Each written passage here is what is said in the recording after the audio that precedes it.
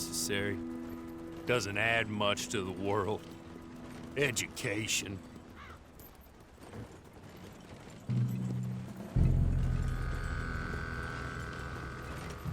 Good day, gentlemen. Oh, Don't do anything stupid. Nobody gets shot.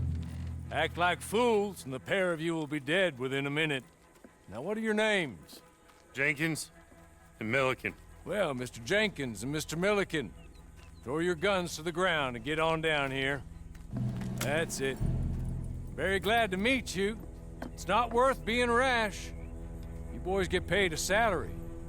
You get that salary whether these people escape or not. Your wives presumably want you alive. Let them out. Now, please. Okay, okay. You all run away. Aside from you. Try to stay out of trouble. This is a stroke of good fortune for all of you. Use it. Now, Mr. Jenkins and Mr. Milliken, be so kind as to quickly run away before somebody gets shot entirely unnecessarily. Go on, don't look back. Mr. Wendt, I believe it was $50 we agreed on. It was. Here's 50 each. Each? Yes. Now get out of here, both of you. My employer and I appreciate your professionalism. All we did was stand there and look tough. And you did it fantastically well. Good day, gentlemen. Now, sir, how about you pick up these guns and we move out? My mistress is waiting for us.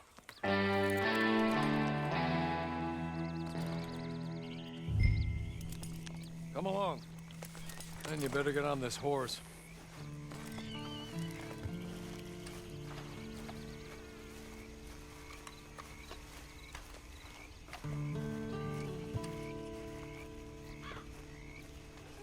It's not much of an animal, but they haven't got far to ride. Must be odd being out of those leg irons. Get on the horse when you're ready. Ready? Wonderful. I hope you'll forgive the secrecy. My employer particularly values discretion.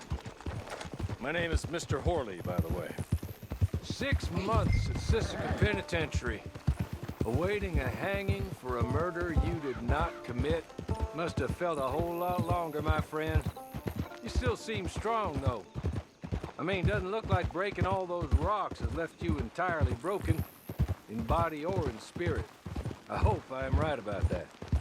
Rounding you folks up, and those sham trials, they were a disgrace.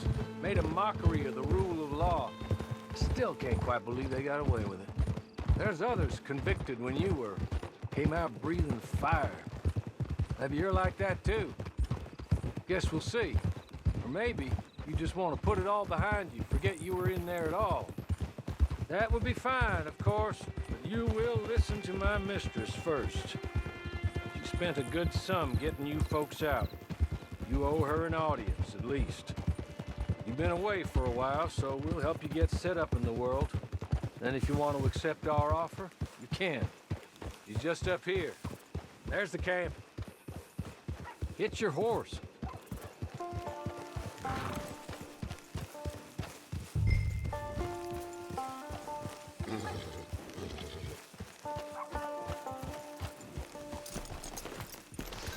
Come on, hitch up.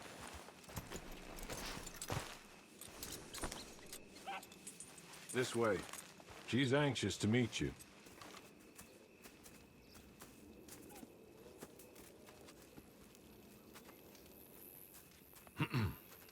Madam, we're back. Hello. Jessica Leclerc, how do you do? What did you tell him? Nothing, as we discussed. Thank you, Horley. I do hope we haven't inconvenienced you dreadfully. But seeing as you were due to be hanged in a week, I'm sure you don't object too strongly. I know you're innocent. Well, not perhaps exactly innocent, but not guilty of what you were accused. I know you and those who were with you that died were little more than patsies, and that you were set up by one of 3 men or a woman, possibly by all of them. I can't be sure, but that is all I know so far. And one of these people also made Mrs. Leclerc a widow. And I will avenge my husband's death, so help me God. but I will not avenge it upon them who did not cause it, or caused it unwittingly. Anyway, I'm sure this is all a touch confusing and melodramatic. Where are my manners? Hawley, please show our guests to their tent and give them some fresh clothes to put on. Very good, madam. Then serve us both a little refreshment. Certainly, madam. This way. You'll find a change of clothes in there, alongside a few other items you might need, a lasso, a knife, and a lantern, I believe.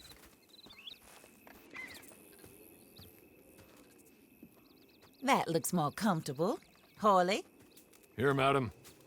your very good health. I suppose it beats dying, Mrs. Leclerc's husband was murdered by one of his business partners. And I intend to find out which one. Or rather, I intend for you to find out. And kill them. You're the only person I could possibly trust to do whatever it takes. Because you and your accomplices, you're the only other victims of their lies still alive. You see, you walked into the town at approximately the same time my husband was shot in the back, but by another gun, firing different bullets to those you possessed when you were arrested. These bullets, this was their mistake. You were rounded up and sentenced to death, all because you came to town and didn't talk too much and seemed like you were nasty. Anyway, here they are, the people who run Blackwater. Mr. Jeremiah Shaw, banker, real estate speculator, and crook. Mr. Amos Lansing, ranch owner, speculator, and crook. Mrs. Grace Lansing, his wife, society patroness, lover of the arts, crook, and my former best friend. Teddy Brown, her disgraced brother, outlaw, wanted man, and still in contact with them. All I ask of you is your help in finding out quite what happened. Mrs. Leclerc would like to help you get back on your feet. Get back to work. Whatever your work may be, I don't judge. You want to rob? Rob. You want to save innocent folk? Do that as well. But you need me just as much as I need you. I think we all understand each other. I hope we do. Good. I look forward to rewarding you for killing those who made me a widow. My husband was a true believer in this country and in the West. He was killed for greed. Foul greed when there's quite enough for everybody. I don't care what your scruples are as to killing. I will take the full burden of that sin upon my shoulders. Goodbye, for now. Then Hawley, go introduce him to nice Mr. Cripps. I think you'll like Cripps well enough. He's long past his prime, of course, but he hasn't gone entirely crazy just yet.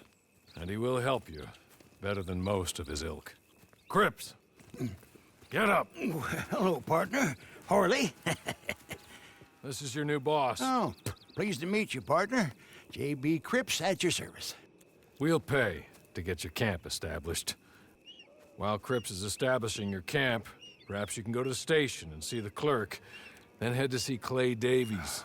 He's a horse thief, and not a terribly nice one. Then meet Cripps back at your camp. See you shortly, boss. Good luck.